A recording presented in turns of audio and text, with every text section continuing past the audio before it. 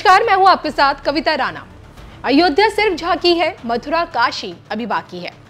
अब अगर इसी कड़ी में ताजमहल को जोड़ दिया जाए, चर्चा इस बात की होने लगेगी कि ताजमहल मकबरा है या फिर मंदिर। आप इतिहासकारों की जुबान से यही सुनेंगे कि 17वीं सदी में बादशाह शाहजहां ने अपनी बेगम मुमताज की याद में ताजमहल बनवाया। 20,000 मजदूरों की 22 साल की मेहनत ऐसे रंग लाई कि बेशकीमती पत्थरों से बने ताजमहल को आज भी पूरी दुनिया जिंदगी भर के लिए अपनी आंखों में कैद करने की कोशिश करती है। ताजमहल की भव्यता और सुंदरता ऐसी है कि पूरी दुनिया इसकी ओर खींची चली आती है। मुगल काल में ताजमहल का निर्माण इस प्रकार हुआ है कि आज भी इसका रंग हर घड़ी बदलता हुआ नजर आता है। अब देखिए, लाइट के रिफ्लेक्शन में सुबह के समय ताजमहल का रंग गुलाबी हो जाता है, दोपहर में सफेद सा दिखने लगता है और रात को सुनहरे रंग में चमकता है। इसी चमक दमक में ताजमहल को कुछ लोग तेजो महल बताते हैं। दावा करते हैं कि जिसे दुनिया ताजमहल समझ रही है, जिसे दुनिया मकबरा बताती है, असल में एक मंदिर है, और वो भी देवों के देव महादेव का। बीजेपी नेता सुब्रमण्यम स्वामी हो, जयपुर राजघराने से डिप्टी सीएम दिया कुमारी हो, इतिहासकार पुरुषोत्तम ओक हो, इन लोगों का दावा है कि ताजमहल न सिर्फ जयपुर राजघराने की कब्जाई हुई जमीन पर बनाया गया है, बल्कि ये मकबरा नहीं, एक मंदिर है। बीजेपी सांसद सुब्रमण्यम स्वामी आज भी यही कहते हैं कि मुगल सम्राट शाहजहां ने जयपुर के राजघरानों की जमीन हड़प कर उस पर ताजमहल बनवाया था। दावा भी करते हैं कि प्रॉपर्टी पर एक मंदिर भी था। हालांकि इसके सबूत नहीं है कि ताजमहल मंदिर को तोड़कर बनाया गया था या नहीं। अब इसी कड़ी में राजस्थान के डिप्टी सीएम दिया कुमारी, जो कि जयपुर के राजघराने से आती हैं, वो भी यही कहती हैं कि शाहजहां ने दबाव बनाकर जयपुर के राजघरानों से जमीन कब्जाई, और जिसके सबूत दस्तावेजों के रूप में उनके पास आज भी मौजूद है। अब अगर देखिए, आप इतिहासकार लेखक पुरुषोत्तम नागेश ओक की किताब पढ़ेंगे ताजमहल द ट्रू स्टोरी को, तो उसमें लेखक ओक ने ताजमहल को तेजो महालय यानी कि महादेव का मंदिर बताया है।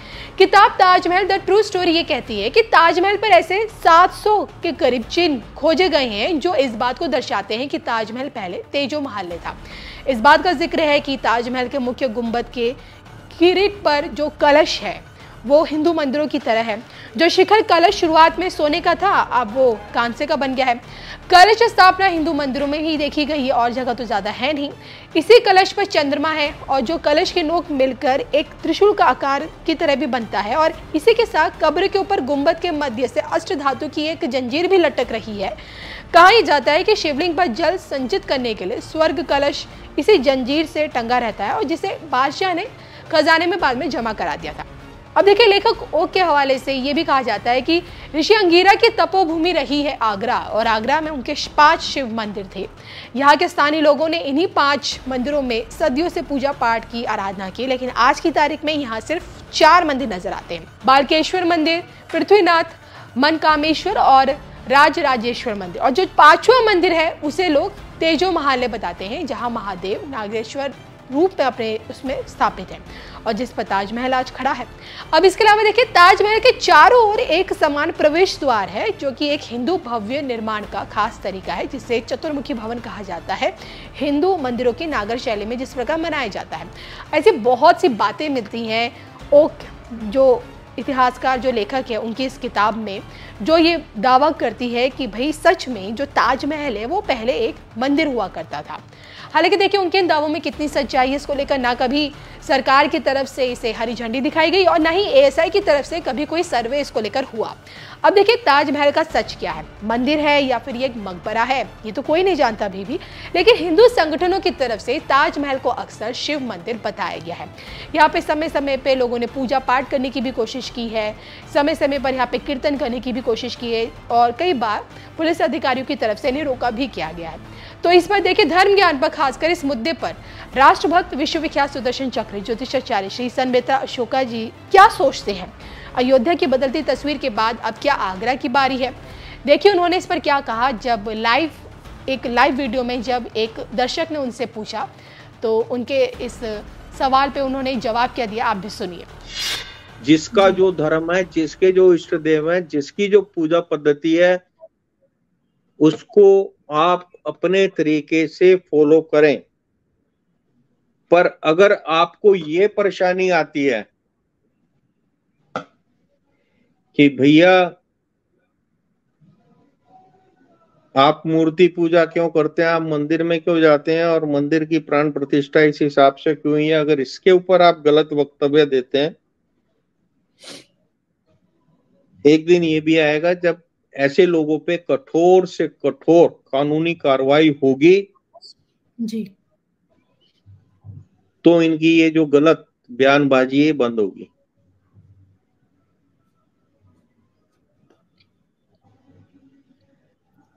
चलिए, इसी के साथ लाइव दर्शक हमसे बहुत जुड़े हुए हैं और समाप्ति के साथ बस एक दर्शक है जो बार बार एक क्वेश्चन पुटअप कर रहे हैं।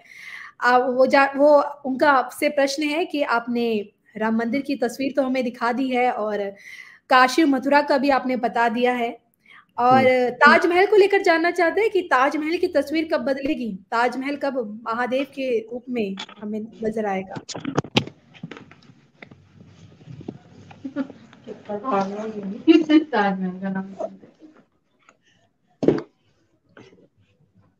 देखिए, ताजमहल का जो इतिहास है अगर आप जानना चाहते हैं तो ओक ने एक किताब लिखी है जी। ताजमहल के ऊपर, उसको आप पढ़ लें तो आपको पता लग जाएगा, जागृति होगी। ये तो सबको पता है कि मुगलों ने जो है अपने कार्यकाल में जो है क्या किया, और उसके जीते जागते उदाहरण आपकी आंखों के सामने है। जी, मतलब आपका एक तरह से इशारा है कि ताजमहल की तस्वीर बदलेगी भविष्य में। बिल्कुल डेफिनेटली बदलेगी। आप ओक को पढ़िएगा, आपका दिमाग अपने आप हिल जाएगा। बिल्कुल। चलिए, तो इसी के साथ हमसे जुड़ने के लिए सर आपका बहुत बहुत शुक्रिया, और तमाम दर्शक जो आज धर्म ज्ञान से लाइव जुड़े हैं, आप सभी का शुक्रिया, और धर्म ज्ञान की तरफ से और श्री सन बेतरा अशोका जी की भी सर की तरफ से भी प्रत्येक दर्शक को आज के इस रामलला की प्राण प्रतिष्ठा का सब बहुत दर्शकों बहुत को जय जय श्री राम। जय श्री राम। जय श्री राम।